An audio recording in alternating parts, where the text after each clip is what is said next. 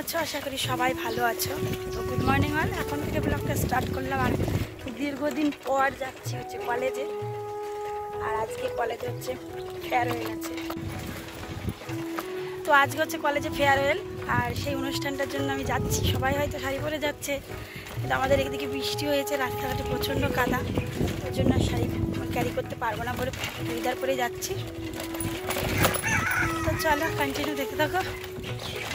মন্দিরে আমাকে দেখে অবাক হবে, কারণ আমি শাড়ি পরে যাচ্ছি না।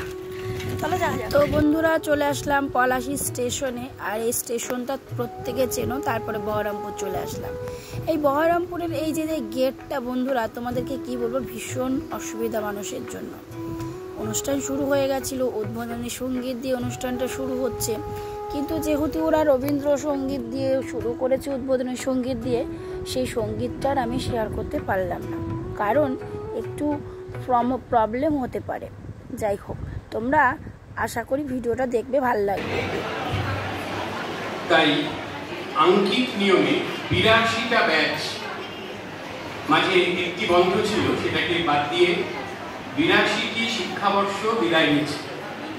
৮২তম ফেয়ারওয়েল হিসেবে প্রতিদিন আমরা ধরি। মাঝে একটি বছর আমাদের শিক্ষার্থীরা ভর্তি হয়নি, হতে পারেনি, সেটা বাদ দিলে এই ৮৪ বছরের মধ্যে ৮২টি বর্ষ বিদায় নিচ্ছে। প্রকৃতিও জানান দিচ্ছে যে আজকে কি বিষণ্ণতার দিন। তার কারণ স্কুল বা সাধারণ যে কলেজ, সেখানে পড়াশোনা, বন্ধুত্ব, তার মধ্যে যেটুকু তৈরি হয়, ইউনিভার্সিটি পেরিয়েছে। আমাদের টিচার্স ট্রেনিং কলেজে বিভিন্ন কর্মসূচি, পড়াশোনার পাশাপাশি সহপাঠ্যক্রমিক কার্যাবলী যে ভূমিকা, প্রফেসর ইনচার্জ, সেক্রেটারি নয়, প্রফেসর ইনচার্জ, সাংস্কৃতিক তত্ত্বাবধায়ক অধ্যাপক ডক্টর সাক্ষী গোপাল কিন্তু মঞ্চে আছেন। তাও বলে দিলাম যে এবারে গতবার বলেছিলেন সভাপতি সিসিএসসি, এবারে সাংস্কৃতিক তত্ত্বাবধায়ক।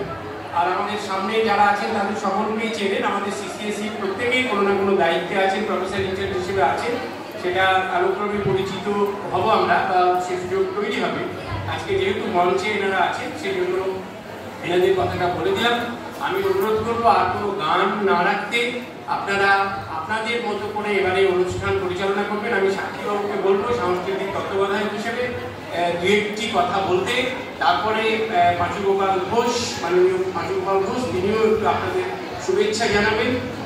কি আপনাদের কাছে আমরা মন্ত্র দিয়ে দেবো, আপনারা আপনাদের মতো করে একদম বিনোদন বাদে কোনো রকম মানে রসবিনোদন কিছু হবে না, বৈহট্টগোল হবে না।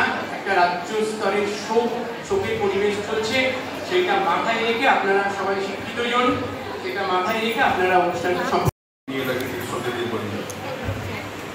একদম বলি না। এরকম শোকের দিন যদি না আসে, আমাদের এরকম বিদায় যদি না আসে, আমরা এরকম ধরনের প্রিন্সিপাল পাবো না, এরকম ধরনের শিক্ষক মন্ডলী পাবো না।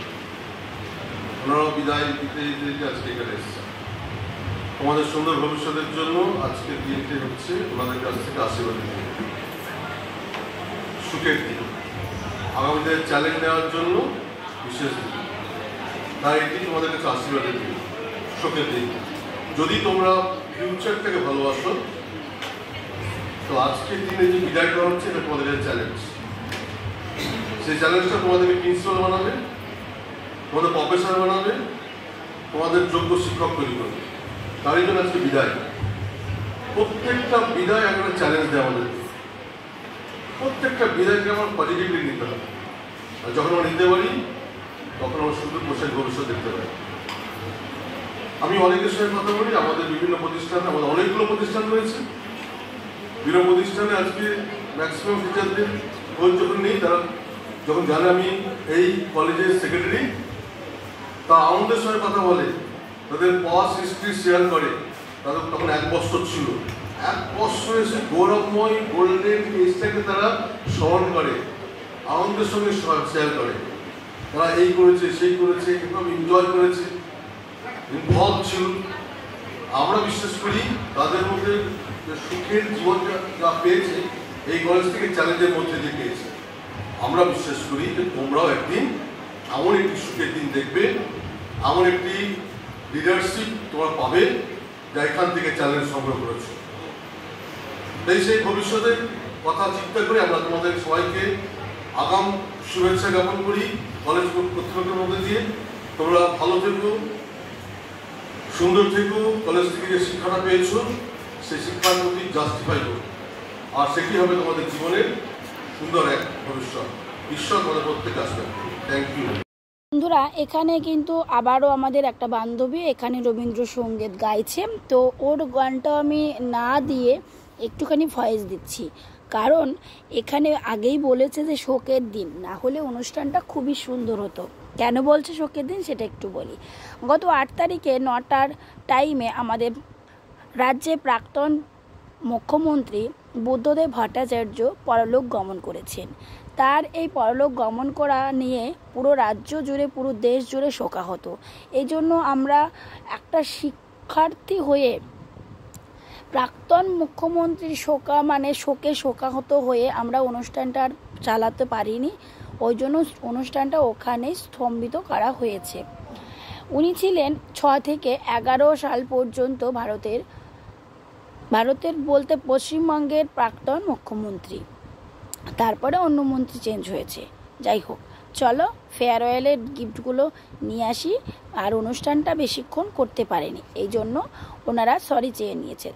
কিন্তু সেকেন্ড সেমিস্টার বেশ সুন্দর আয়োজন করেছিল অনুষ্ঠানটা। দেখো বন্ধুরা, এখানে গিফট দিতে শুরু করে দিয়েছে।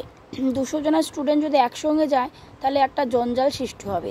এই জন্য প্রত্যেকের নাম ডেকে ডেকে রোল ওয়াইজ দিচ্ছে, যাতে কোনো হট্টগোল না হয়। যেহেতু দিনটি শোকের আনন্দের করতে চেয়েছিল সবাই, কিন্তু শোক নেমে এসেছে, কি আর করা যাবে।